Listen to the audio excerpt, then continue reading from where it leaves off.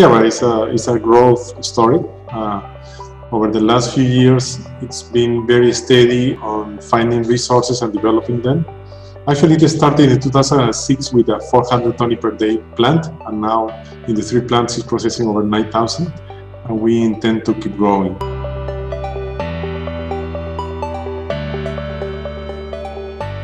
Hello and welcome to Assay TV. Today we're here with Sierra Metals and their CEO, Luis Marchese.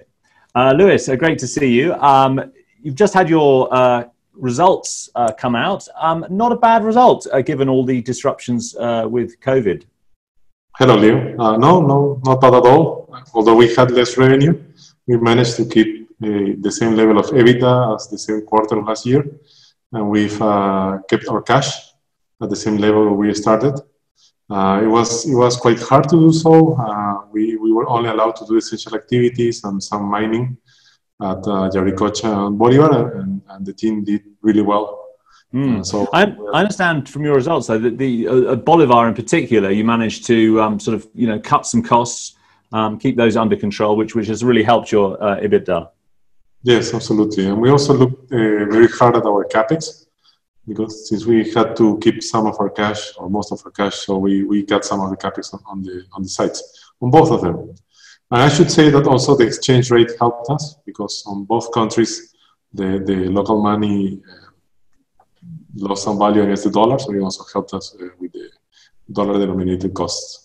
Fantastic. Just so to update people who don't know, Sierra Metals, you have sort of three main producing mines in Mexico and Peru. Do you want to tell me a little bit about those ones? So your biggest mine, Yauricocha, in Peru. Yeah, Yauricocha is here. It's in Lima, actually. It's not far from where I am. Although it's high, it's at 4,500 meters above sea level. It's a gold mine. It's been operating for the last 60 plus years. But it's a very good ore resource in a nice geological space. So at the moment we are mining over 3,000 tonnes per day of polymetallic ore with a nice NSR. It's our flagship in Peru, and it's going really well. In Mexico we have two mines, Bolivar and Cusi. Bolivar is the copper mine of the group. Again, it's running very well. Over the last few months, it was in around 4,000 tonnes per day, and we're going to take it to 5,000 quite soon, because we already have the plant. And Cusi is the smallest of the group. It's a silver mine, 200 tonnes per day, and we had to stop it actually due to COVID, because it's right next to a little town that we couldn't isolate ourselves. But now it's back on business. And at these silver prices, it's very profitable, and we're very happy with it. What are your all-in sustaining costs at Cusi? Well, we want to take it down to $16. I mean, the last few months have been anything because of COVID. We want to take it to 16, 14 in the future. Fantastic. And with the silver price, as you say, quite high, that's a good margin. Yeah. But we're not there yet. That's our hope. Fantastic. And of course, you joined the company quite recently, previously with Anglo American. What were you doing with them? Well, I was with Anglo for 22 years. So I spent 10 years between Chile and Canada in operations. And then I came back to Peru, where I am from. And I was in two projects in Quellaveco, which is now being built. It's a over $5 billion project, copper. And in Michiquillay, which actually at the end we returned it to the government. My last position was, it was country manager for the Peru, and also senior advisor to the CEO of Anglo American for both projects. And of course, your experience with Quellaveco, building a copper mine there, going to come in very handy as you look to expand the Bolivar project. Yeah, absolutely. Yeah. Well, my experience is in operations and projects, which fit very well with Sierra. In Sierra, we are operating, but at the same time, we have quite a growth pipeline coming. So it's a nice space and that's the main reason why I like Sierra. Fantastic. And tell us a little bit about your plans to grow your resources at Bolivar and the other mines. Actually, we are Sierra is a growth story. Over the last few years, it's been very steady on finding resources and developing them. Actually, it started in 2006 with a 400 tonne per day plant, and now in the 3 plants it's processing over 9,000, and we intend to keep growing. Our current resource base allows us to do that. So in the last board, which was a couple of weeks ago, we've just been approved some expansion studies to even grow further our current capacity. We have resources, and we are planning certainly to put them in the right value for the shareholders. Fantastic. And what are your immediate plans for the rest of 2020? Well, we're dealing with COVID as we speak. In Peru, it's really tough. So far we've been operating, and we intend to do so.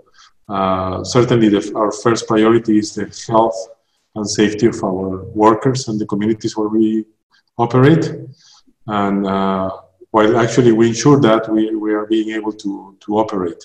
So once we are out of this one, we are certainly going to focus more and more into exploration and growth. In Mexico is no different, but actually the situation is not as bad there. So for the next few months, we're really going to focus on making sure that we can keep everybody safe and healthy and operate. Absolutely, absolutely. But I understand from when we were talking earlier, you've got quite an extensive sort of testing program in place for your workers, making sure that everyone is healthy on site. Yes, absolutely. Our current strategy is that we have put together a strategy of sanitary fencing. So anybody that comes to work on site, first they go through testing, then they go through 7 to 10 day quarantine, and then they are tested again before they go to work. So if in any of these 2 tests they are found positive, they go back home or to a hospital or to wherever they need to be.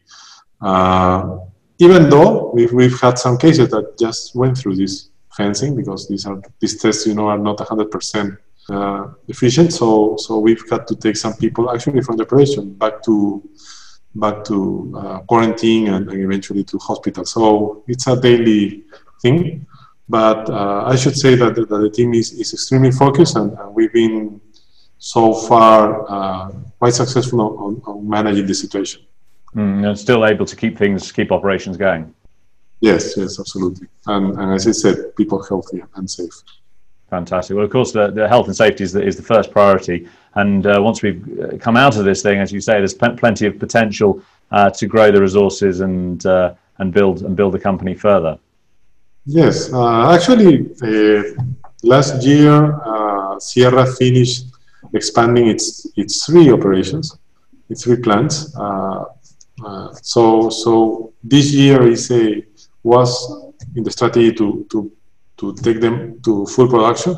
We're still doing that, but in a different context. Absolutely. Everything changed slightly, hasn't it? Everything's been sort of readjusted for this situation. But it sounds like you're keeping on top of things very well there. And we look forward to seeing how things develop once we can come out of this crisis and move on to building a bigger and brighter future for everybody. So thank you very much for joining us today, and best of luck. Thank you, Liam.